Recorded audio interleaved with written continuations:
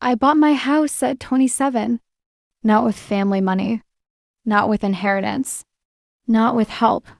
2 jobs, late nights, instant noodles for months, and a savings account I protected like it was oxygen.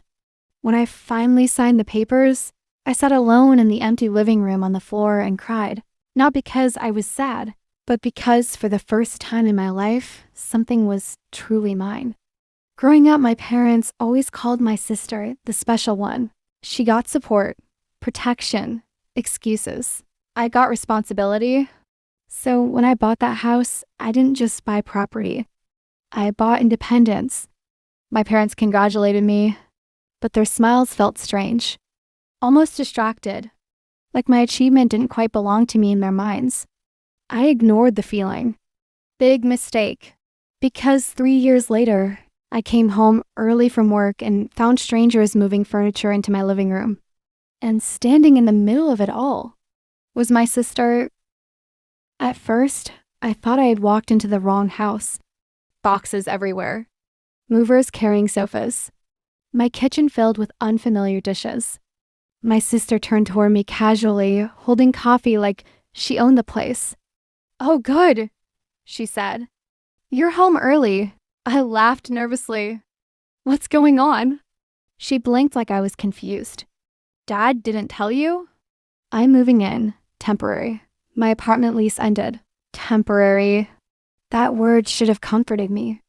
It didn't, because behind her confidence was certainty. The kind people have when permission has already been granted. "Who approved this?" I asked. She frowned. "Dad did. He said this house belongs to the family anyway." My stomach dropped. "Belongs to the family?" Before I could respond, my phone rang. "Dad," and the moment I answered, he spoke like a decision had already been finalized. "We gave your sister the house for a while," he said calmly. "You can stay somewhere else. Be supportive." That was the moment something inside me went completely silent.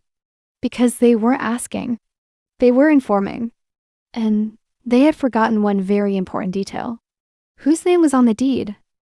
I stepped outside before answering Dad's call. The evening air felt cold against my skin, but it helped clear the noise in my head. Inside my own house, the place I spent years saving for, strangers were unpacking furniture like they belonged there. I answered. "Dad," I said carefully, forcing calm into my voice. "You can't just give someone my house." There was a pause. Not guilt. Not confusion. Annoyance. "You're making this bigger than it is," he replied. "Your sister needed help. We handled it. Like I was a minor inconvenience instead of the owner." "I wasn't even asked," I said. "We knew you'd say no," he answered immediately. Sometimes parents have to make decisions for the good of the family. The words felt surreal. I was 28, financially independent, living alone for years. Yet somehow in his mind, I was still a child whose belongings could be reassigned. I looked through the window again. My sister laughed with the movers, pointing toward the living room wall where I'd planned to hang photos I never got the chance to frame. "That house," I said slowly, "is legally mine." Dad sighed, the same disappointed sigh I heard growing up whenever I refused to obey. "You've always been too focused on technicalities," he said. "Family isn't about ownership." "No." "Family wasn't supposed to be about taking either."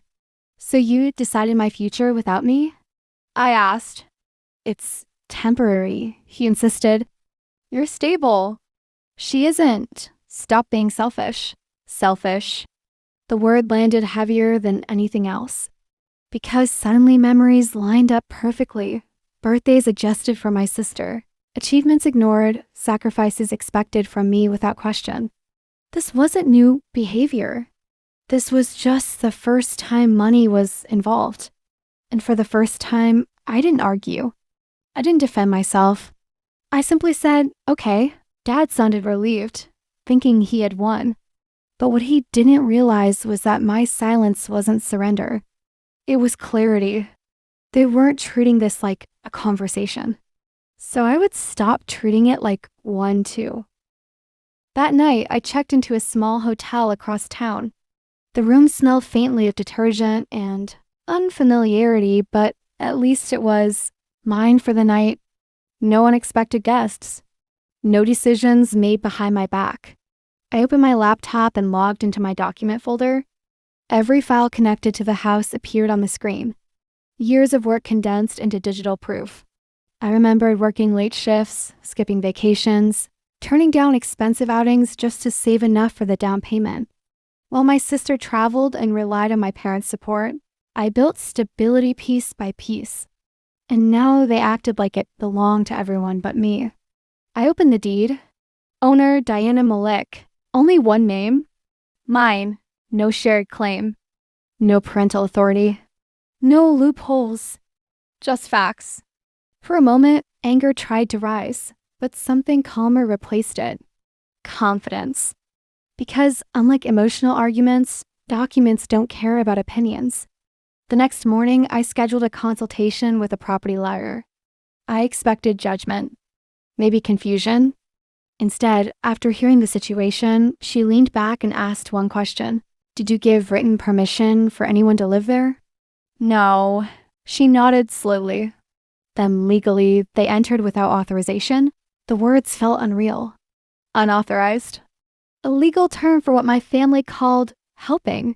She explained my rights carefully, eviction notice, formal warning, timeline enforcement.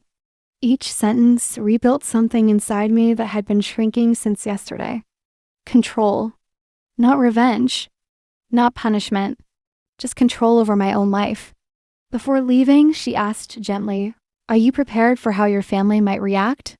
I hesitated, because deep down I already knew this wasn't just about a house anymore. It was about breaking a pattern they never expected me to challenge. I sent the paperwork. The official notice would be delivered in 48 hours. And for the first time since walking into that chaos, I slept peacefully. Because truth doesn't need to shout. It just needs to arrive. 2 days later, the notice was delivered. I didn't go to the house. I didn't call anyone. I let the process work exactly the way my lawyer advised, calm, official, undeniable. At 10:14 a.m., my phone started vibrating. First Mom, then Dad, then Emily. I watched the screen light up again and again while sitting quietly at a cafe, stirring coffee I wasn't drinking. Finally, Dad sent a message. What is this legal nonsense? No greeting. No question about how I felt. Just anger. I replied with one sentence. It explains everything clearly. Seconds later, he called. I answered this time. You sent us an eviction notice? He demanded, his voice loud enough that I had to pull the phone away slightly. I didn't send anything, I said calmly. My lawyer did. Silence followed, the kind filled with disbelief. You involved lawyers against your own family? The accusations sounded dramatic, but I noticed something important. He still hadn't denied what they did. You moved someone into my property without permission, I replied. This is the legal response. Emily's voice suddenly appeared in the background, furious. This is insane. Where am I supposed to go? I closed my eyes briefly. That question should have been asked before she unpacked her bags. I'm giving you the timeline stated in the notice, I said. Nothing more, nothing less. Mom finally spoke, her voice trembling, not with sadness, but disappointment. We raised you better than this. That sentence used to destroy me. This time it didn't. No, I answered quietly. You raised me to stay silent. I learned something different on my own. Dad's tone hardened instantly. If you go through with this, don't expect things to ever be the same. For a moment, younger me would have panicked. Would have apologized. Would have backed down just to keep peace. But peace built on disrespect isn't peace at all. I know, I said, and I ended the call. For the first time, the power dynamic shifted. Not because I fought louder, but because I stopped asking permission to protect myself. By evening, relatives started calling. An aunt asked why I was throwing my sister onto the street. A cousin messaged saying I should be the bigger person. The story had already been rewritten. I was now the villain. I almost laughed. Because no one asked who owned the house. They only repeated what my parents told them. That night, Dad posted something vague on Facebook about children forgetting family values. Comments flooded with sympathy. I stared at the screen for a long time. Then I realized something important. For years, they controlled the narrative because I never corrected it. So I opened my laptop. Not to argue. Not to insult. Just to clarify. I uploaded a simple statement. I legally purchased my home 3 years ago. Recently, individuals moved in without my consent. A legal notice has been issued to resolve the matter respectfully. No drama, no accusations. Just facts. Within minutes, messages changed tone. People began asking questions instead of judging. Because truth, when calm, sounds very different from manipulation. An hour later, Emily called again, this time crying. You embarrassed us publicly. I almost responded emotionally. Almost apologized. But then I remembered walking into my own home and feeling like a guest. I didn't embarrass anyone, I said softly.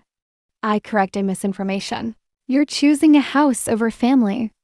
The sentence echoed loudly. And suddenly, everything became clear. They chose control over me long before this, I replied. She hung up. Later that night, my lawyer emailed confirmation. The notice had been officially acknowledged. The countdown had begun. And somewhere deep inside, I felt something unfamiliar. Not anger. Not revenge. Relief. Because for the first time in my life, my boundaries weren't negotiable anymore. The deadline was approaching. 3 days left. I hadn't visited the house since everything began. Part of me didn't want to see it occupied again. Another part wanted to prove to myself that I no longer needed to check, explain, or justify anything. Then my lawyer called. They've requested a meeting, she said. All of them. Of course they had. When emotional pressure stopped working, negotiations suddenly became important. We scheduled the meeting at her office. Neutral ground. No shouting advantage. No family hierarchy. Just reality. When I walked in, my parents and Emily were already seated. Dad looked irritated. Mom looked exhausted. And Emily avoided eye contact completely. For the first time, they looked unsure. My lawyer greeted everyone professionally and began outlining the legal situation again. Ownership, unauthorized occupancy, enforcement timeline. Every sentence stripped away the illusion they had built. Dad interrupted halfway through. This is unnecessary, he said sharply. We're family. We can resolve this privately. My lawyer smiled politely. That opportunity existed before my client contacted me. Silence filled the room. I noticed something strange. They weren't angry the way they had been before. They were nervous. Because authority only works when the other person accepts it. And I no longer did. Mom finally spoke. Why didn't you just talk to us? I almost laughed at the irony. I tried, I said calmly. You decided for me. Emily suddenly snapped. You always act like a victim. It's just a house. The words hung heavily in the air. I met her eyes. If it's just a house, I said quietly, why didn't you ask first? She had no answer. Dad leaned forward, voice softer now. What do you want? That question changed everything. Not because of the words, but because it was the first time they asked instead of demanded. I want my property respected, I said. And I want acknowledgement that what happened was wrong. They exchanged looks. Apologizing wasn't easy for people who never believed they could be wrong. Finally, Dad muttered, Fine, maybe we should have handled it differently. It wasn't a full apology, but it was the closest thing I had ever heard. The meeting ended with agreement. They would move out before the deadline. As I left the office, I realized something powerful. They hadn't lost power because I fought them. They lost it because I stopped surrendering mine. Moving day arrived quietly. No drama, no shouting. Just boxes being carried out of the house that finally felt like mine again. I stood across the street watching as Emily loaded the last suitcase into her car. She didn't look angry anymore, just embarrassed. When the movers left, Dad approached me hesitantly. "We didn't know you felt this strongly," he said. I nodded slowly. "That's because no one asked." He looked around the property, almost seeing it for the first time. "You really did this all yourself?" "Yes." There was a long pause before he added, almost reluctantly, "Your grandfather would have been proud." The comment surprised me, because the house actually had a connection to him. After they drove away, I walked inside. The rooms were empty again, but peaceful. Sunlight fell across the living room floor exactly the way I remembered from the day I signed the papers. I opened a drawer near the kitchen, the place where I kept original documents. Among them was something my family never knew, a letter from my grandfather. He had helped me financially during the early stages, not by buying the house, but by teaching me how to invest and save independently. Before he passed, he told me something I never forgot. Ownership isn't about property. It's about knowing your worth. Standing there now, I finally understood. This situation was never truly about real estate. It was about breaking years of silent expectations. My family thought giving my house away would prove I still belonged under their control. Instead, it proved something else. I had grown beyond it. And sometimes the strongest revenge isn't humiliation. It's independence. A week after they moved out, life became quiet again. The kind of quiet I hadn't felt in years. No unexpected calls. No guilt-filled messages. No pressure disguised as family concern. Just peace. I spent the weekend repainting the living room, not because it needed paint, but because I wanted to reclaim every corner emotionally. While working, my phone buzzed with a notification. Dad had posted another message online, but this time it wasn't vague. He wrote about misunderstandings and how families sometimes struggle to adjust when children become independent. The comment surprised me. Instead of sympathy, people began asking questions. Some even defended me. Because once the truth had been calmly shared earlier, the narrative couldn't be controlled anymore. That was the consequence they never expected. Not public humiliation, accountability. Later that evening, Mom called. Her voice sounded different, softer, almost uncertain. "We didn't realize how serious this was for you," she admitted. I stayed quiet, letting her continue.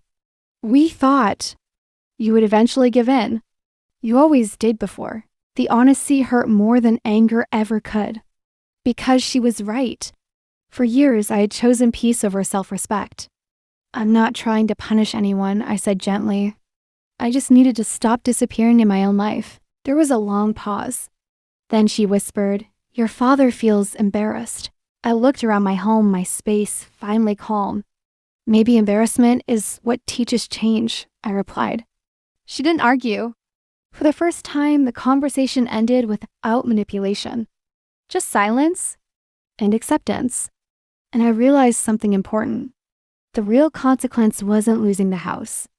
It was losing the version of me they could control. Months passed. Slowly, communication with my family returned, different this time. Careful, respectful. Boundaries existed where none had before. One afternoon, my parents visited the house again. But this time, they knocked. That small action meant more than any apology. Mom complimented the new paint. Dad asked permission before sitting down. Simple gestures. Yet they felt monumental. During tea, Dad finally said what I never expected to hear. "We underestimated you." Not criticism. Not advice. Recognition. Emily even apologized later, awkwardly, briefly, admitting she assumed the house was family property. I nodded, accepting it without needing more. Because closure doesn't always come through perfect words. Sometimes it comes through changed behavior. After they left, I stood by the window watching the sunset fill the rooms with warm light. I thought about everything that happened. The betrayal, the confrontation, the fear of standing alone, and then the peace that followed. People often think revenge means hurting someone back, but the strongest revenge is something quieter. Building a life where disrespect no longer has access to you.